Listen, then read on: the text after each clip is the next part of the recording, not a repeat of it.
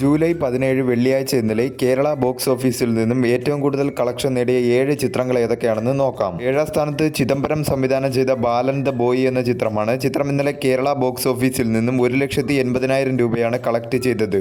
ഈ ചിത്രം റിലീസ് ചെയ്തിട്ട് ഇപ്പോൾ 29 ദിവസം പിന്നിട്ടിരിക്കുകയാണ്. 29 ദിവസം കൊണ്ട് ചിത്രം കേരള ബോക്സ് ഓഫീസിൽ നിന്നും 18.02 കോടിയാണ് നേടിയത്. മികച്ച രീതിയിലുള്ള കളക്ഷനുമായി ചിത്രം കേരള ബോക്സ് ഓഫീസിൽ മുന്നേറിക്കൊണ്ടിരിക്കുകയാണ്. 6ാം സ്ഥാനത്ത് ഇന്നലെ റിലീസ് ചെയ്ത മലയാള ചിത്രം ആൻ്റപ്പൻ്റെ അത്ഭുത പ്രവൃത്തികൾ എന്ന ചിത്രമാണ്. ചിത്രം ഇന്നലെ കേരള ബോക്സ് ഓഫീസിൽ നിന്ന് 3,20,000 രൂപയാണ് കളക്ട് ചെയ്തത്. 5ാം സ്ഥാനത്ത് ഹോളിവുഡ് ചിത്രമായ എവിൾ ഡെഡ് ബേൺ എന്ന ചിത്രമാണ്. ചിത്രം ഇന്നലെ കേരള ബോക്സ് ഓഫീസിൽ നിന്നും 4,45,000 രൂപയാണ് കളക്ട് ചെയ്തത്.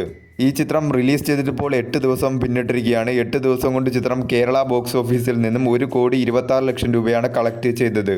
4ാം സ്ഥാനത്ത് ഇന്നലെ റിലീസ് ചെയ്ത മലയാള ചിത്രം അച്യുത അവതാരം എന്ന ചിത്രമാണ്. ചിത്രം ഇന്നലെ കേരള ബോക്സ് ഓഫീസിൽ നിന്നും 8,00,000 രൂപയാണ് കളക്ട് ചെയ്തത്. 3ാം സ്ഥാനത്ത് പൃഥ്വിരാജ് നായകനായി എത്തിയ ഐ നോബഡി എന്ന ചിത്രമാണ്. ചിത്രം ഇന്നലെ കേരള ബോക്സ് ഓഫീസിൽ നിന്നും 10,00,000 രൂപയാണ് കളക്ട് ചെയ്തത്. ഈ ചിത്രം റിലീസ് ചെയ്തിട്ടിപ്പോൾ 9 ദിവസം പിന്നിട്ടിരിക്കുകയാണ്. 9 ദിവസം കൊണ്ട് ചിത്രം കേരള ബോക്സ് ഓഫീസിൽ നിന്നും 7,10,00,000 രൂപയാണ് കളക്ട് ചെയ്തത്. ഒരു ബിലോ ആവറേജ് കളക്ഷനാണ് ചിത്രത്തിന് കേരള ബോക്സ് ഓഫീസിൽ നിന്നും ലഭിച്ചുകൊണ്ടിരിക്കുന്നത്. 2ാം സ്ഥാനത്ത് ഷാജി കൈലാസ് സംവിധാനം ചെയ്ത് ജോജു ജോർജ് നായകനായി എത്തിയ വരവ് എന്ന ചിത്രമാണ്. ചിത്രം ഇന്നലെ കേരള ബോക്സ് ഓഫീസിൽ നിന്നും 80,00,000 രൂപയാണ് കളക്ട് ചെയ്തത്.